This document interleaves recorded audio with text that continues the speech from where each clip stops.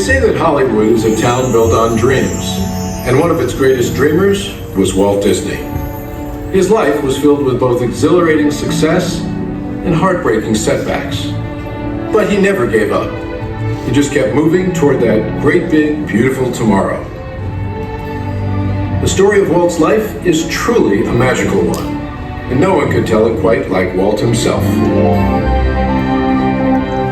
My dad worked as a carpenter in the World's Fair building. He eventually ended up in Chicago as a contractor, and he was doing that when I was born, December 1901. But my dad made some money as a contractor, and he wanted to get back to the farm. They finally ended up buying this farm in Marceline, Missouri. It was a beautiful farm, but it was not the kind of farm to make a living on. Things got pretty tough on the farm, and my dad had a sickness. So my dad sold the farm, took the money, and went to Kansas City. And my dad bought this Kansas City Star route. And they gave me a route. I was about 9 or 10 when I started that. Winter, we'd go out at 3:30 in the morning right after a blizzard, or in a blizzard, or in pouring rain. It didn't matter. I did that for 6 years. It was tough. The constant hardship took a heavy toll on the Disney family. One by one, the children began to leave home. And one day, Walt woke up to find his best friend, his brother Roy, had gone as well. So Walt did something that he would do throughout his life when things got tough. He took a chance. My brother had joined the Navy, so I wanted to join him. Well, I was still a year too young. I was 16. Finally, this kid came in to me very excited. He said, "There's something just forming here that you and I can get in." I said, "What is it?" He said, "An ambulance unit." I was in Paris, 3rd of September, when Pershing pulled out. Paris, which had been this exciting thing with all these soldiers and things, suddenly there wasn't a soldier to be seen. And I suddenly became very lonesome. So then I went in and put a request in to be discharged. So I hit Chicago. That's where my parents were living. And I said, "Dad, I want to be an artist." And my dad, he just couldn't buy that. So I pulled a stake and moved to Kansas City. Roy was in Kansas City working at a bank. One of the fellows working with Roy said, "Say, I have a couple of friends that have an art shop." So I went up with these samples, and there were all these corny things I'd done in France. Well, my gosh, they hired me. I mean, right on the spot. So I took the camera home, and then I started experimenting in my own way. So then I went into this Kansas City film ad. Well, that was where I got started in the animation business. So I was thinking if I had something with a novel twist, I might crack the market. But I still couldn't get anywhere with it. I'd failed. I learned a lot out of that. And I think it's important to have a good failure when you're young. So I packed all my worldly goods in a cardboard suitcase. I went to Hollywood. Arriving there with just $40 in my pocket from my Kansas City ventures. Now, my brother Roy was already in Los Angeles. Both of us were unemployed. We solved the problem by going into business for ourselves. We established the first animated cartoon studio in Hollywood. Walt's dreams were finally coming true. He had his first big hit, Oswald the Lucky Rabbit. And he had married the love of his life, Lillian, an ink and paint artist at the studio who shared his dreams. Then he was dealt a devastating blow. On a business trip to New York City, he learned that he had lost ownership of Oswald due to a contract loophole. And to make matters worse, the distributor had signed away Walt's artists. Most people would have given up right then and there. Not Walt Disney. He sent a telegram to his brother Roy. Everything okay. And as he headed home to California, something happened along the way that would change things forever. Mickey Mouse came into our life. He popped out of my mind onto a drawing pad on a train ride from Manhattan to Hollywood at a time when the business fortunes of my brother Roy and myself were at lowest ebb and disaster seemed right around the corner. His first actual screen appearance was at the Old Colony Theater in New York in Steamboat Willie. He was the first cartoon character to stress personality, and I thought of him from the first as a distinct individual. I did the voice. Hang on, pal, here we go.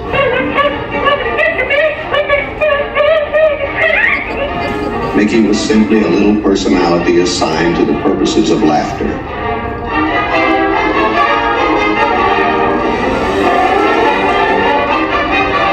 Mickey fitted the need exactly. He brought in the money which saved the day. He enabled us to explore our medium, and he paved the way for our more elaborate screen ventures. By nature, I'm an experimenter, so I had another idea which was plaguing my brain. It was the Silly Symphonies. It was a series without a central character. Every one of us a new type of subject to give us something to reach out and accomplish something different.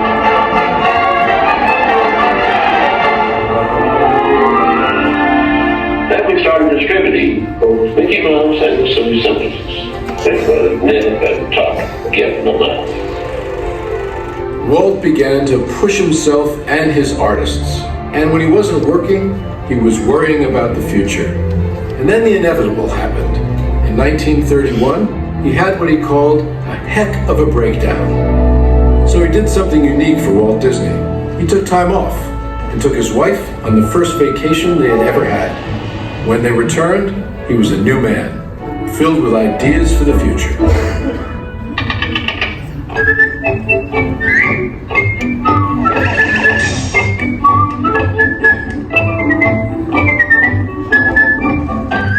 I saw the handwriting on the wall there. It was a short subject. It was just a filler on any program. Now, if I could crack the feature field, then I could do things. I had done a little story research on different fairy tales I might do, and Snow White was one of them. I thought it was a perfect story. I had the heavy. It's a magic wishing apple. Now, make a wish. I had the prince and the girl, the romance. I had the sympathetic dwarfs and things. We started Snow White sometime late 35, and it was around 2 years in the making. We had the family fortune. We had everything wrapped up in Snow White. In fact, the banker, I think, was losing more sleep than I was. We had a big premiere, the Cartley Circle Theater, big, grand Hollywood premiere. All of Hollywood brass turned out for a cartoon.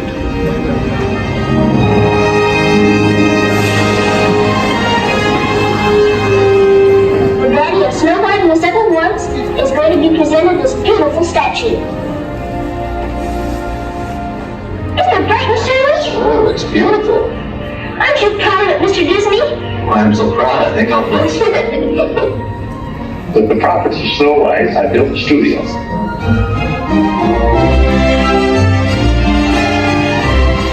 2 years later, I was almost broke.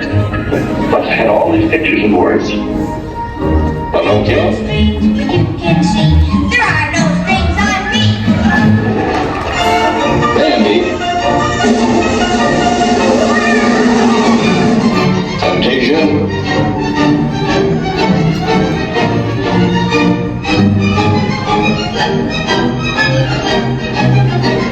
That was when the war came. The whole world was collapsing then. So many of my boys went through the service. So I just practically stopped my teaching production. That's all I could do. But after the war, I was quite proud of picking up the pieces. I knew that diversifying in the business would be the salvation of it. So I tried various things. I wanted to go beyond the cartoon. And I thought if I could get into the live aid, there's things I could do. Stem branches.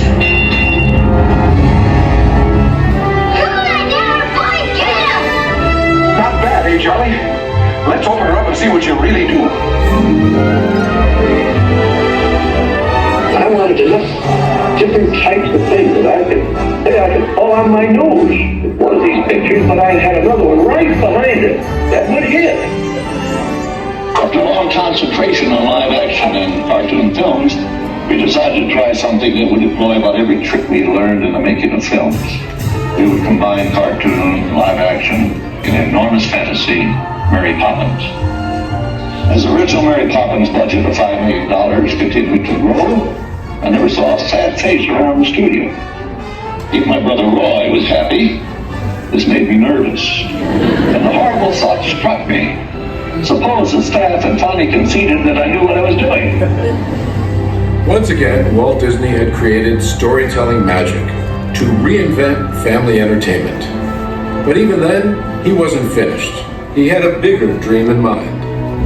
Well, it came about when my daughters were very young, and Saturday was always Daddy's Day with the two daughters. So we'd start out and try to go someplace with, different things, and I would take them to the merry-go-round, and I took them different places, and as I'd sit there while they rode the merry-go-round, did all these things, I felt that there should be something built, some kind of an amusement enterprise built where the parents and the children could have fun together. So that's how Disneyland started. Takes a lot of money to make these dreams come true. And we had everything mortgaged, including my family. Started with many ideas, threw them away, started all over again. Eventually it evolved into what you see today as Disneyland. But it all started from a daddy with two daughters wondering where he could take them, where he could have a little fun with them too. The heart means a lot to me in that something will never be finished, something that I can keep developing and adding to. Not only do I add things, but even the trees will keep growing. That thing will get more beautiful every year. Well, I knew that if I did anything like the park, I had to have some kind of a medium like television to let the people know about it. The world is a carousel of color, history, comedy, fantasy. There's drama and mirth, there's old Mother Earth, with all of her secrets to see. A miracle of imagination, the marvels of earth, sea, and sky. These wonders untold are ours to behold in the funny world, the sunny world, the wonderful world of And now your host, Walt Disney. Today, I want to share with you some of our ideas for Disney World. Here in Florida, we have something special we never enjoyed at Disneyland, the blessing of size.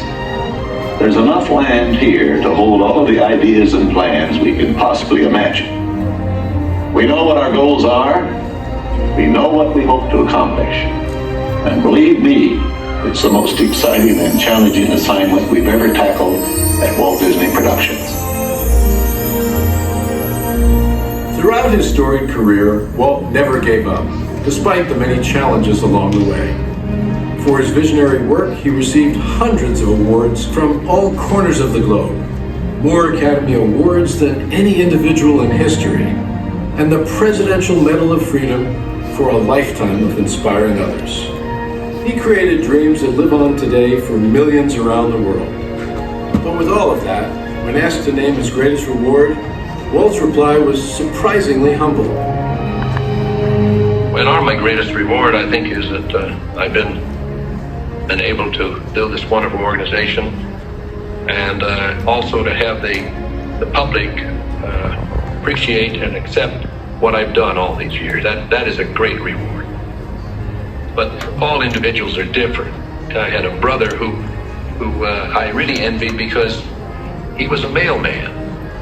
But he was the one that had all the fun. He had himself a trailer, and he used to go off and go fishing, and he didn't worry about payrolls, that story, he just had picture grocers or anything, and he was the happy one. I always said, he's the smart Disney. You know, I was stumped one day when the little boy asked, "Do you draw Mickey Mouse?" And I had to admit I do not draw anymore. "Well, then you think up all the jokes and ideas." "No," I said, "I don't do that." Finally, he looked at me and said, "Mr. Disney, just what do you do?" Well, I said, "Sometimes I think of myself as a little bee. I go from one area of the studio to another and gather pollen and sort of stimulate everybody. I guess that's the job I do." You know, there's a lot of satisfaction in developing ideas into realities, but there's really no secret about our approach. We keep moving forward, opening up new doors, doing new things, because we're curious. And curiosity keeps leading us down new paths. We're always exploring and experimenting. We're interested in doing things that are fun, in bringing pleasure and especially laughter to people. But I only hope that we never lose sight of one thing. It was all started by a mountain. Like a boat out of the blue, fate steps in and sees you through.